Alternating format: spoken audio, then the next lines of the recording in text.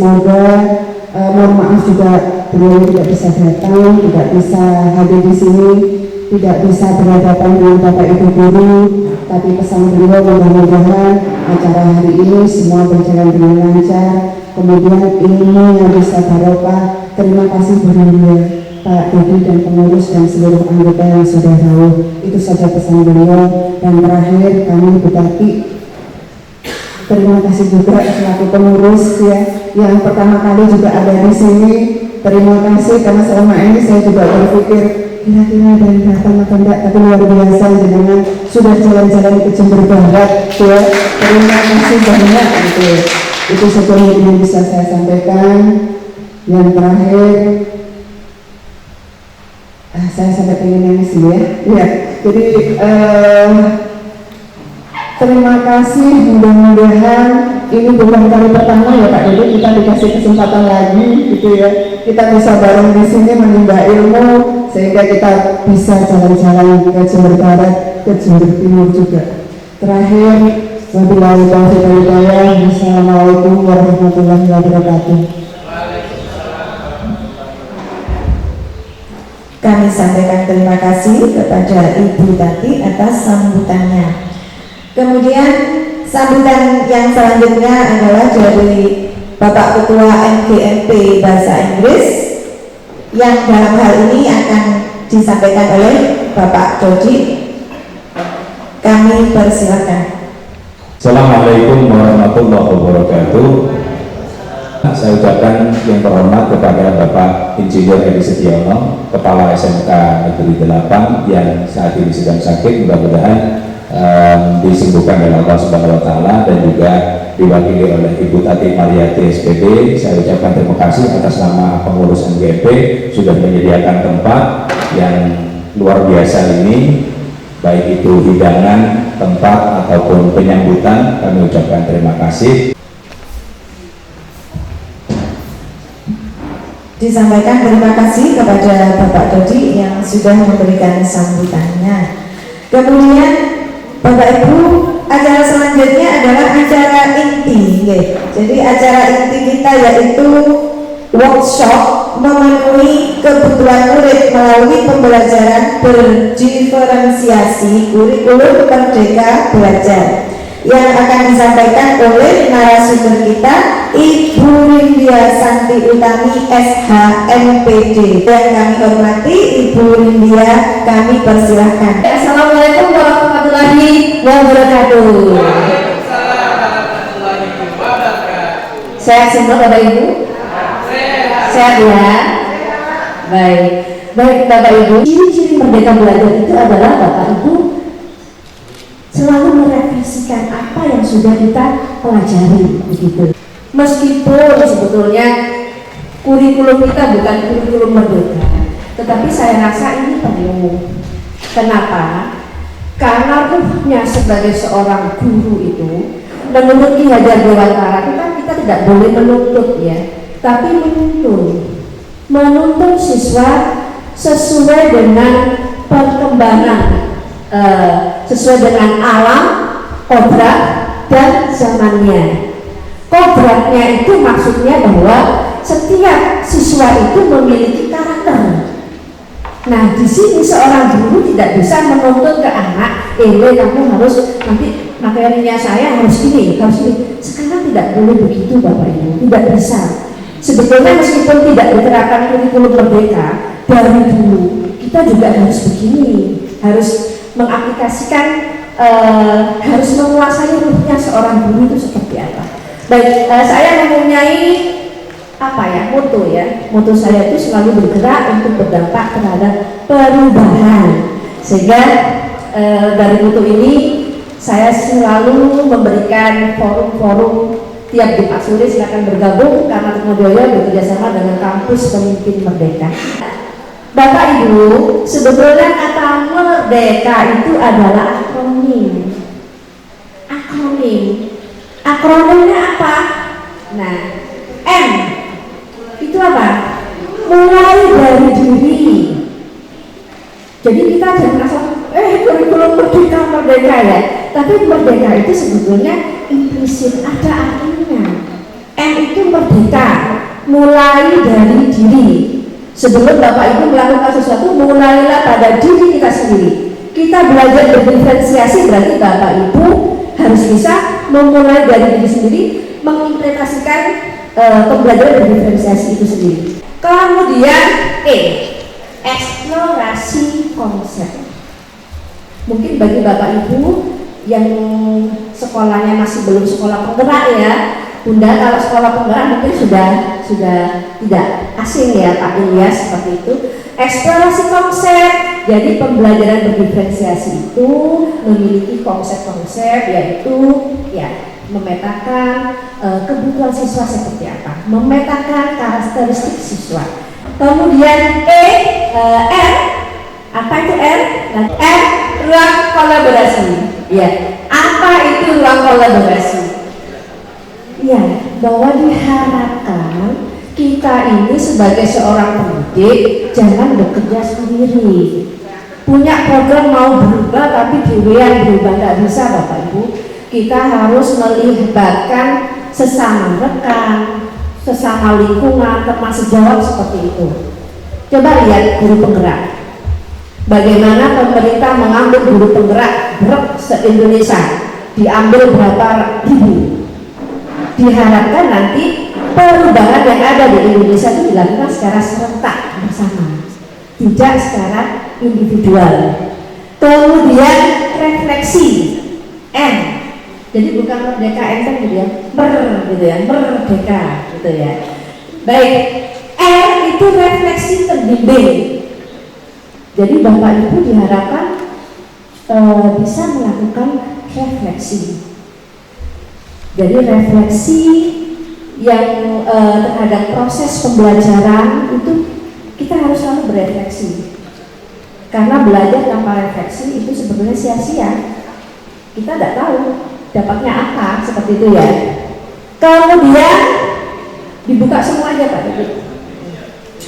Kemudian sudah ya. Kemudian D, ada demonstrasi kontekstual.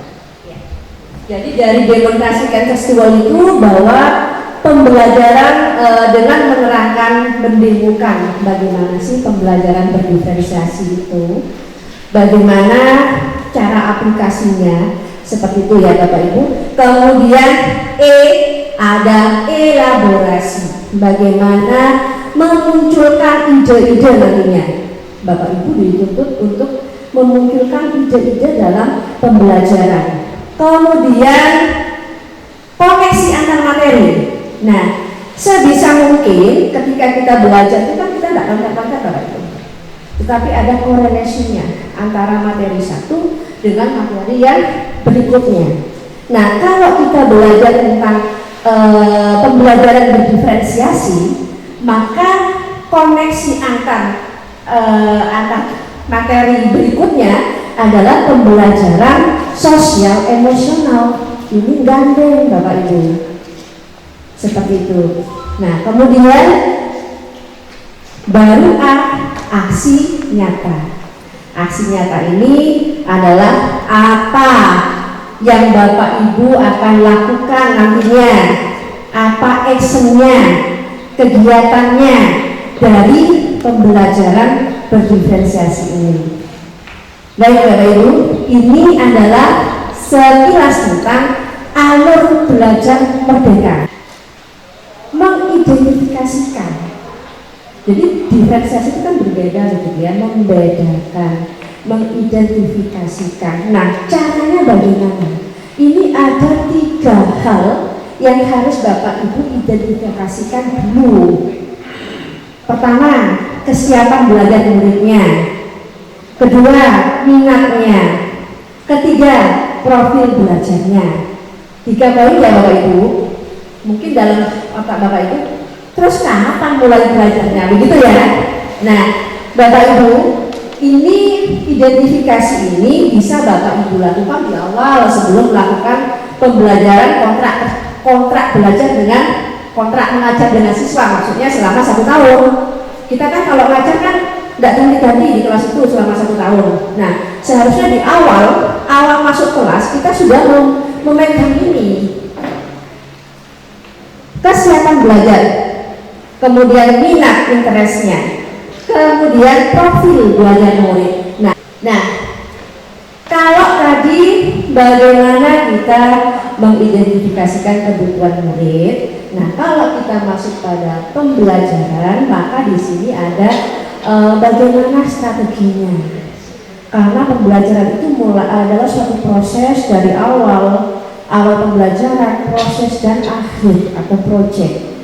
Maka dalam strategi juga ada konten, mendiferensiasikan kontennya. Konten ini otomatis berhubungan dengan kompetensi apa yang akan dipelajari. Kemudian mendiferensiasikan proses. Nah, proses ini kegiatan dari pembelajaran pada saat dilakukan di kelas Bapak Ibu. Itu kita bisa mendiferensiasikan. Kemudian dari produk ini adalah bisa berupa hasil akhir penugasan Bapak Ibu yang dibuat proyek oleh anak-anak, dan di sini perlu digarisbawahi bahwa Bapak Ibu bisa memberikan penugasan tersebut dan murid mengumpulkan penugasan kita sesuai dengan bakat minatnya ya Bapak Ibu. Kadang kan anak-anak ada yang lebih suka mengumpulkan pakai menulis, kadang ada yang pakai voice note, ada yang lebih suka, saya lebih bagus pakai video di proyek saya, boleh seperti itu. Nah, terima kasih. Meskipun materi ini sedikit, tetapi ini adalah ruhnya seorang guru. Ibarat ini adalah soft skill-nya begitu Bapak Ibu, yang harus kita miliki, sehingga nantinya Bapak Ibu tidak ada perkataan kurikulum berubah lagi. Tidak akan ada kata-kata seperti itu. Tetapi kita wajibnya sebagai seorang guru, maka kita menuntun siswa kita menjadi benar-benar murid yang bisa dan mencapai tujuan hidupnya. Begitu. Terima kasih Bapak Ibu untuk hari ini. Jika ada pertanyaan sebelum refleksi, ya. Oh, luar biasa sekali, saya senang sekali deh pertanyaannya. Bapak Ibu kita sharing-sharing ya, Kak, berapa bisa dikasih waktu berapa? Wah, ya baik. Ya, saya senang sekali. Boleh. Boleh. Bapak Ibu yang lainnya dipersilakan untuk bertanya. Bapak Ibu, mumpung kita suasana kita lebih kekeluargaan begini ya. Siap. Baik, monggo Bu Dina. Pak, langsung dibuka ya Pak ya, pertanyaan ya. Oke, siap. Baik. Terima kasih atas waktunya Bu Dini. Memang itu yang kita cari dan kita ketahui tentang berdiferensiasi tadi, yaitu memang yang membedakan mungkin dan sangat membedakan kalau dulu waktu kita K13 itu kan harus sama tujuan sampai assessment. Kalau saya memberi writing, produknya harus writing, kalau speaking, produknya harus speaking. Dan sekarang ini kita boleh bermacam-macam. Apakah itu di produknya tadi dikatakan Bu Rini, kalau anak-anak suka bikin video, silakan bikin video. Kalau suka kita lihat dulu kontennya apa, kemudian kita ini mengambil anak skillnya ini, misalnya tentang konten ini, kemudian sampai hilirnya nanti bisa berupa video, berupa tulisan seperti itu ya Bu ya.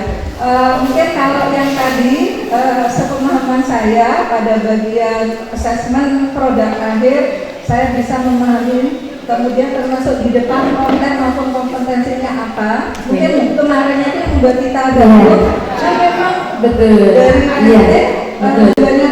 Harus sampai akhir harus sama. Seolah betul. Ya, sekarang pertanyaan saya mungkin saya pribadi yang agak susah pada proses ini Bu, karena kita sudah memetakan dan sebagainya, kemudian mengelompokkan, apalagi dengan model gaya belajar yang macam-macam, merangkul ketiga ini tadi Bu, 3 hal tadi, apakah itu minat, sampai akhirnya pada proses itu trik yang sederhana dan itu benar-benar bisa terlaksana ke siswa. Itu saja bagaimana caranya ya, baik. utamanya di proses Bu. Baik, baik. Terima kasih. Kita berikan tepuk tangan dulu ya Bapak Ibu ya. Baik, pertanyaannya luar biasa sekali Bapak Ibu. Ini kalau kita hanya melihat teori, maka kita di benak kita mikirnya, waduh kok CAP cara ini.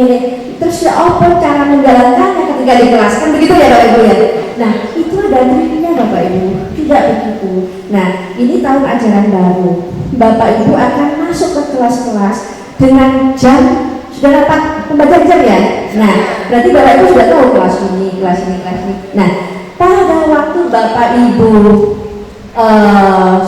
akan melakukan kesepakatan bersama dengan siswa, sebentar, Bapak Ibu pernah nggak melakukan kesepakatan belajar? Selalu ya. Kesepakatan belajar itu berlaku berapa lama kalau Bapak Ibu bikin? 1 tahun. Baik, kesepakatan belajar itu siapa yang buat?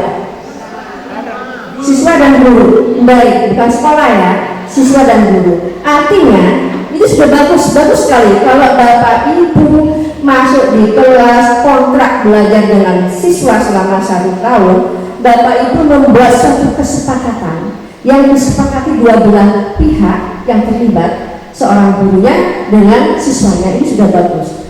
Nah, pada saat Bapak Ibu sudah masuk di situ, di awal semester biasanya, Bapak Ibu bisa melakukan asesmen diagnostik Bu. Caranya bagaimana? Tidak hanya melototi anak tidak. Bapak Ibu bisa menggunakan tes secara tertulis, Google Form begitulah ya, untuk memetakan anak-anak. Ini cara paling mudah buat Google Form. Terus pertanyaannya apa? Nah, Bapak Ibu pinginnya apa yang diketahui dari siswa itu? Kalau orang psikologi itu mahasiswa tersebut diajarkan asesmen diagnostik, pertanyaannya seperti ini. Banyak kumpulan soal, tetapi sebisa mungkin kita membuat sendiri pertanyaan untuk anak didik kita, karena kan kita yang mengajar beliau, bukan pertanyaan-pertanyaan copy paste atau yang sudah ada ya. Kita ingin menyesuaikan dengan apa yang ingin kita ketahui tentang siswa. Itu bisa dilakukan Ibu di awal seperti itu, sehingga ketika Bapak Ibu masuk ya sudah ketahuan. Oh ini yang kurang, ini yang perlu dilibatkan terus dalam pembelajaran. Oh 10%-nya, 60%-nya yang perlu saya bantuan kita secara lebih intens seperti itu. Nah sehingga ini kan tidak membuang waktu sebetulnya. Begitu ya Bapak Ibu ya. Kemudian kita juga bisa interview kan Bu, mengajak sila dengan pertanyaan pemantik saja bisa melihat apakah kelasnya itu hidup atau tidak, begitu. Kalau seorang guru mengajar di kelas, kemudian kelasnya itu tidak hidup, menengai, dikasih pertanyaan yes atau no, tidak ada jawaban, netral semua, berarti apa yang salah dengan kita, begitu. Bukan anaknya, apa yang salah dengan kita. Kita mungkin belum memahami profil mereka, seperti itu. Jadi itu Bu Rina, kalau nanti dengan proses sangat bisa sekali, karena nanti kan dalam suatu pembelajaran ini Bu Rina pasti akan memberikan klasifikasi atau mengkelompokkan belajar kelompok, pernah kan ya, anak-anak diberi waktu, kemudian dilihat prosesnya apakah ini sudah bisa atau kurang. Jika kurang berarti melibatkan kita untuk lebih intens dengan kelompok yang itu, seperti itu. Kemudian dari situ kan kita bisa melihat, oh berarti yang saya nilai itu prosesnya, jadi bukan keluar angkanya Bapak Ibu. Tapi sekarang kita yang berubah adalah bagaimana anak itu berproses dari awal hingga akhir, seperti itu. Meskipun nanti hasilnya berbeda ya, anak yang sudah mampu luar biasa larinya dengan anak yang masih tertata-tata, itu kan memang kalau Bapak Ibu kasih nilai, maka itu memang nilai tinggi, nilai besar, nilai ini hanya angka, hanya kriteria angka. Tetapi Bapak Ibu di sini diharapkan bisa melihat pada prosesnya, sehingga nilai 7-nya atau nilai 8-nya yang pinter, sedang-sedang dan kurang sama-sama nilai 8, maka 8-nya ini punya arti yang berbeda begitu. Jadi itu yang bisa saya sampaikan. Terima kasih. Marilah kita akhiri kegiatan ini dengan berdoa bersama-sama memohon keridhaan Allah Subhanahu wa taala agar apa yang kita upayakan senantiasa mendapatkan ridhonya. A'udzubillahi minasyaitonirrajim. Bismillahirrahmanirrahim. Alhamdulillahirabbil alamin. Allahumma shalli wa sallim wa barik ala sayyidil mursalin wa ala alihi wa ashabihi ajma'in. Ya Allah, ya Tuhan kami, berkatilah kami yang berkumpul di majelis ini dengan rahmat, hidayah, dan petunjuk-Mu. Jadikanlah kami orang-orang yang senantiasa bisa melaksanakan apa yang kami upayakan. Ya Allah, berilah kami petunjuk-Mu yang suci agar senantiasa apa yang kami lakukan selalu mendapatkan ridho. Ya Allah, ya Tuhan kami, jadikanlah kami orang-orang yang bermanfaat bagi negara dan bangsa kami. Rabbana atina fid dunya hasanah wa fil akhirati hasanah wa qina adzabannar. Wa subhana rabbika rabbil izzati amma yasifun wa salamun alal mursalin walhamdulillahi rabbil alamin. Al-Fatihah. A'udzubillahi minasyaitonir rajim. Bismillahirrahmanirrahim. Alhamdulillahirabbil alamin arrahmanirrahim maliki yaumiddin iyyaka na'budu wa iyyaka nasta'in ihdinas siratal mustaqim siratal ladzina an'amta 'alaihim ghairil maghdubi 'alaihim waladdallin. Baik, Bapak Ibu, tibalah di penghujung acara. Tadi panjenengan saya suruh untuk membaca seluruh rincian lomba. Monggo dipersilakan untuk melihat rincian lombanya.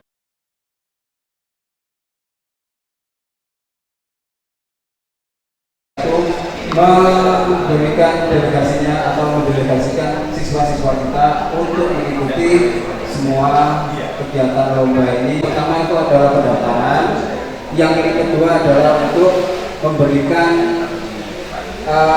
link bahwa kita itu tidak mendownload tapi menggunakan link itu untuk memutar video yang Bapak Ibu upload. Bertanya untuk video kan ada dua tema ya, prosedur sama report. Kalau di editing video kan ada yang namanya cutting Pak, apakah ini tidak boleh di-cut sama sekali? Nopo pribadi? Ya, terserah, enggak apa-apa Bu. Poin J. Coba dibaca. J. Poin I. Poin I. Nah, yang penting jangan dubbing ya Bu. Muridnya cuma begini, tapi suaranya orang lain. Nggak boleh. Namanya kalau punya sini.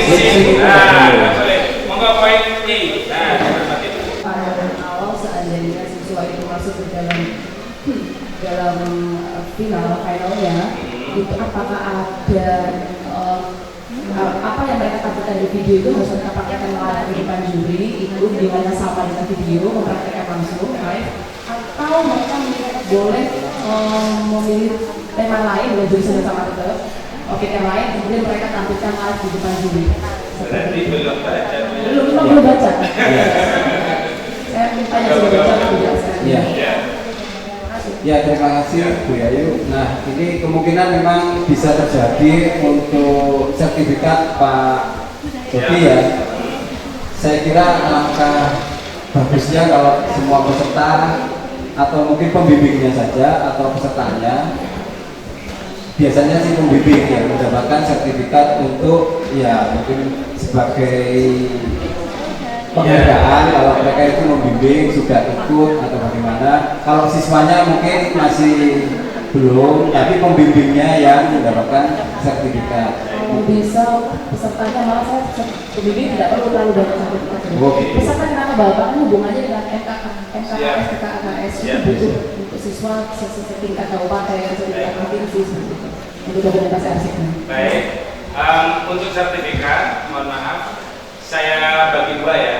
Sertifikat yang final itu ada 5 orang yang masuk final ini sudah pasti dapat hadiah. sudah hadir. Cuman hadiahnya yang juara 1, 2, 3 trofi, sertifikat, uang tunai. Nah, sedangkan yang 1, 2, 3 juara 4 dan 5 sertifikat dan uang tunai. Jadi mereka berangkat final udah pasti dapat hadiah gitu loh. Meskipun nothing tulus, meskipun dapat juara 5 gitu loh. Itu yang babak final ya. Kemudian yang seluruh peserta nanti saya mohon maaf karena tidak mungkin satu-satu akan mendapatkan sertifikat tapi namanya kosong. Sebagai peserta kami serahkan panjenengan semua. Itu saya berikan hard copy. Kalau minta soft copy siap saya kirim. Soft copy. Itu ya.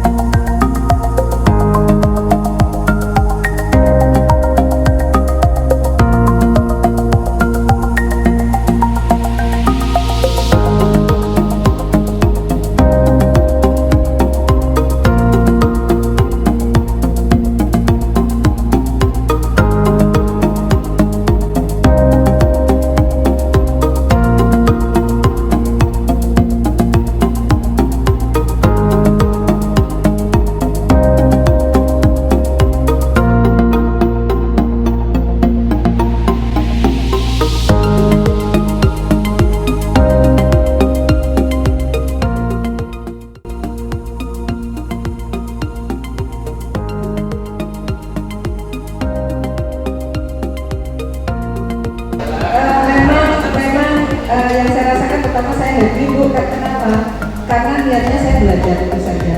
Jadi yang saya bayangkan, oh Bu Rindi itu akan memberi diferensiasi bagaimana pembelajaran yang berdiferensiasi itu yang membuat saya tertarik. Oh berarti nanti bisa saya belajar itu saja. Baik, kita berikan tepuk tangan dulu ya, semangat ya, Bapak Ibu jangan terus semangat ya. Bertemu dengan panjenengan semua itu mengobati rasa rindu saya. Ada sebuah kata Arab mengatakan bahwa ulhu biliqa'il mahbub, obatnya sebuah cinta itu adalah bertemu dengan orang-orang yang dicintai. Itu aja. Terima kasih. Assalamualaikum warahmatullahi wabarakatuh. Waalaikumsalam warahmatullahi wabarakatuh. Orang kakak ya? Seneng ya? Oke. Kenapa? Kenapa Pak Ilya seneng? Hijau ya, seperti pantun tadi, sekolah hijau ya.